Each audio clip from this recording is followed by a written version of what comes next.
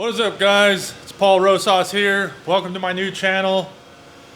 I've been on here before. Everyone knew me as Brown Guy 420. I was in cannabis, I was in hemp, but now I'm in full-blown merchandising. Welcome to my shop. Hope you guys enjoy the new channel. Let's get this thing started.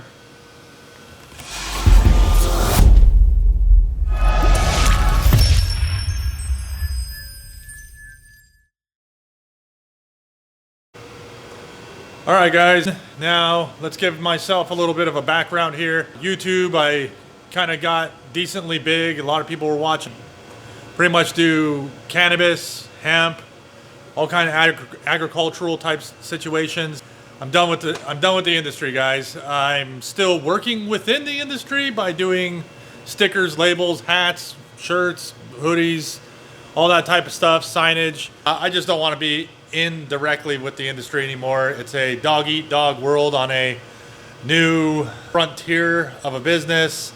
I did really well for a little while. For all of you that don't know, I was one of the first guys to fully document on YouTube a recreational cannabis farm, showing you the ins, the outs, the architecture, the planning, the permits, everything that goes along with doing something legally. Getting into the business, the ups, the downs.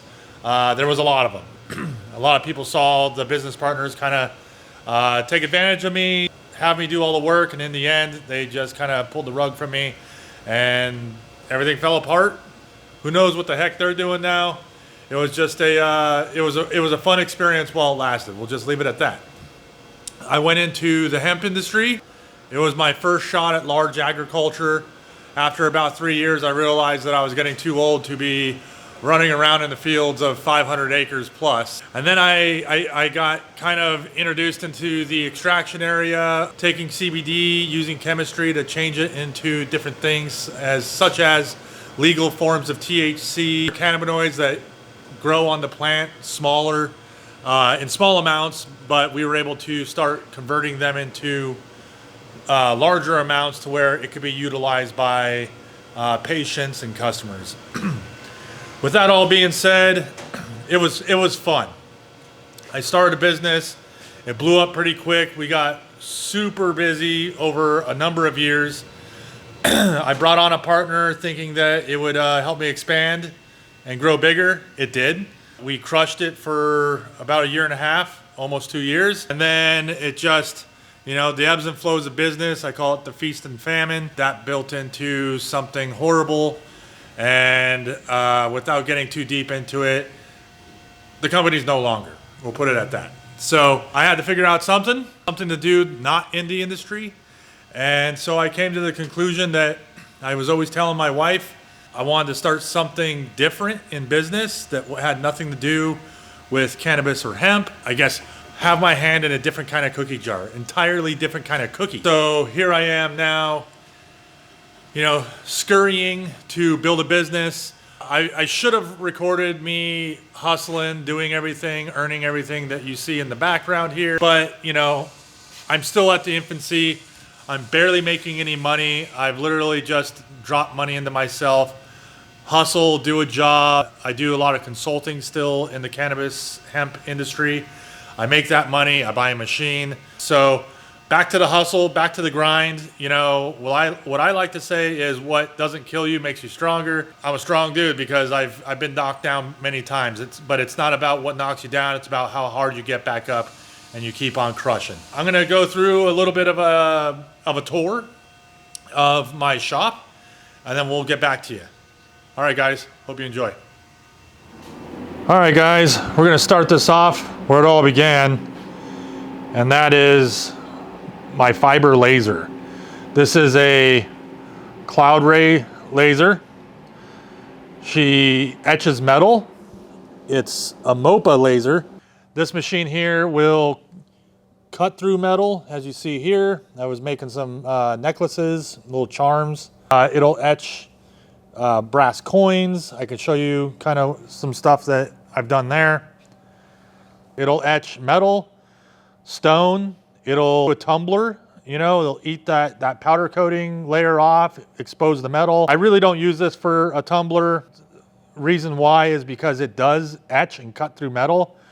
So if you use too much power settings, you'll actually dig into your tumbler, where you can actually get different lasers that won't even touch the metal and just solely burn off the paint layer, powder coating and all that type of layers. This idea here was to etch golf clubs, guns, coins, knives, anything that needs customized that's in that metal area, you know, like $100 bills, you know, guns, bullets, the Benjis, kind of cool stuff. It's hard to see this one, but it was like some scroll pattern. Oh, that's the same thing. Just things I've done for people, and that's my practice, is using pieces of steel.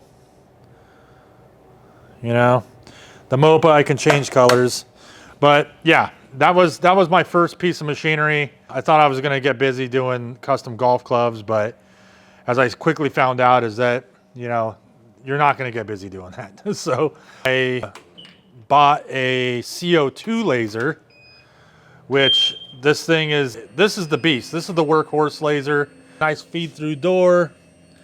I just did a tabletop with it, so that's what the feed through does. Allows you to slide something in through the laser. Has a 2 foot by 3 foot bed. This, you could put a rotary in, which my rotary is right here. This is a Pyburn. We'll do a video just on that, how it works, how it goes. Typically, you just have this honeycomb board down there, and you can etch through wood, brick, acrylic, plastic, cork, leather, pretty much anything. This is the one where I do cups, I do glass, I do a lot of stuff with it. That's why I call this the workhorse. This is the one that really I'm using all the time. It is a RM laser. It's a China laser, but you know, I ended up paying $11,000 for that Cloud Ray right there. And you can probably buy a knockoff China one for about $5, maybe $4, who knows. When it comes to the CO2 laser, you got Thunder Laser, you have all these bigger laser companies that are out here. I mean, you're looking at $10,000 to $30,000. I think I got this one for $7,000. So it could be $8, I'm not sure, I'd have to look. But wonderful laser, does everything the other ones do. The other ones just have better software, kind of better GUIs or whatever you want to call it, the graphical interface. But you know what, to get started off, this thing has been invaluable to me.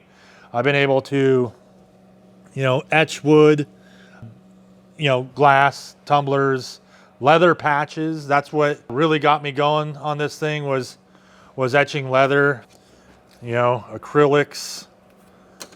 I was doing leather. These are all my test sheets, so you know how it burns. But yes, acrylic and leather. I was doing that for the screen printers. And the screen printers were buying leather patches from me for all their hat customers.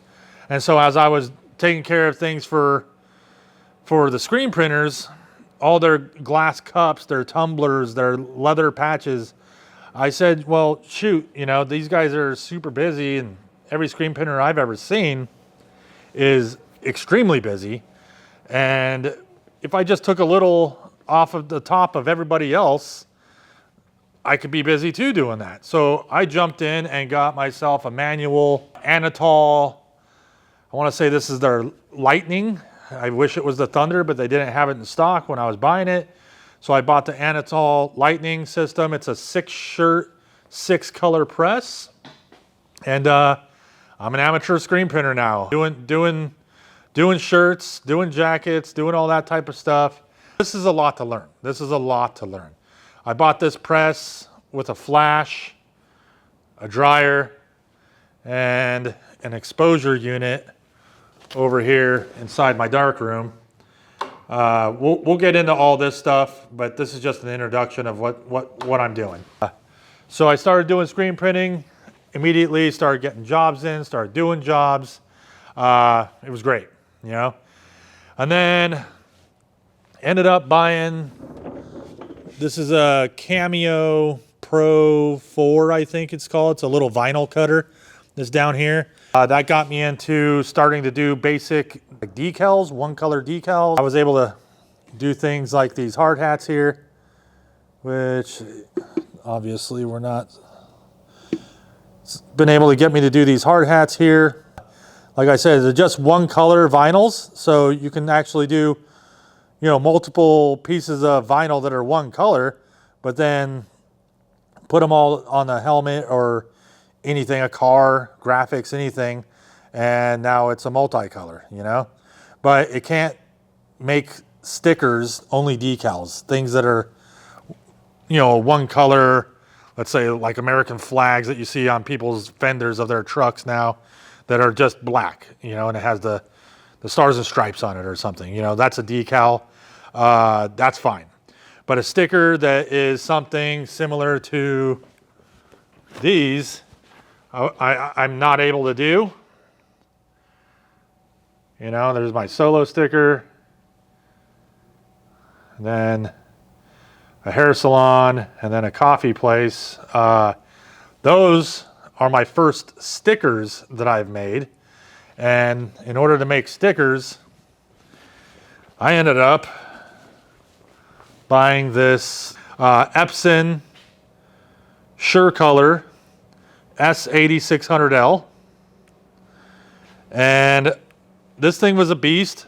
It's not cheap, but it seems to be the best in the game right now. And I'm a kind of guy that doesn't like to buy certain things cheaply, knowing that I'll have a lot of business off of it. And I don't want to have to buy a smaller one of these. This is 64 inches on the printing area. I didn't want to have to buy anything small and then work my way up on something like this, because you can bottleneck really quickly. Or if it has a smaller printing area and it was only 20 inches wide, it cuts me out of doing things like banners and bigger vinyls and signage.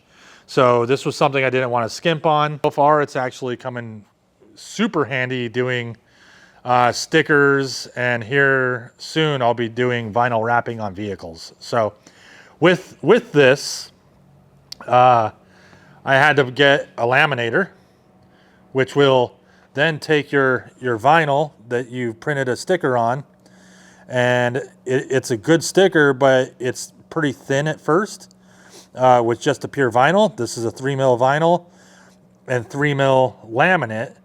And so between the two of them combined, that's 6 mils. I'm finding out that that's going to be your basic sticker. I need to probably, if someone wants stickers, I'm going to go to a 6mm vinyl with a 3mm laminate to make it a higher quality, if someone chooses for that. Next, instead of that Cameo 4 Pro, I ended up getting this, which is a Graphtec FC9000, also 64 inch. This thing's a beast. It'll cut out one color vinyl, like I said, for decals and such, but it'll also come through and do die cut stickers, which, if someone wanted this sticker cut out exactly to the shape, that's a die cut. If it's on just a square piece and then they weeded out the rest of the vinyl and it's just a sticker on a square plot, then it's just a sticker. I wanted to be able to offer die cut, so that's what this thing is going to do. It is tangential, which means it can make those curves and it can do those nice rounded cuts and tight corners and all that good stuff. So it was well worth the purchase, and I've had a lot of good recommendations for it. So we'll talk about the nightmares I had with these 3 units right here a little bit later. Next, I was able to score a Ricoma EM1010. It's a 10 color embroidery machine. It does 10 different color spools at once, 10 needles. And this machine has been great for me.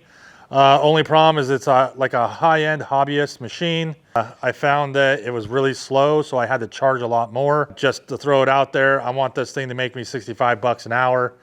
If I can only do 2 hats an hour, which this does about 2.5 hats an hour, I mean, you're charging a lot per hat, and on a customer who wants 150 hats, he's not wanting to pay, $30 a hat. So I had to upgrade if I wanted to stay in the embroidery game. So I actually got myself a really nice industrial embroidery machine. This is a buy machine. It's a China machine, but they've been around in the game for a really long time. A lot of great reviews. They are kind of pushing and getting US reps and technicians. So I think now is the time to actually buy this thing because they're trying to expand into the US market, which will give us the techs and everything like that. But this is a full-blown industrial machine. Like I said, two head.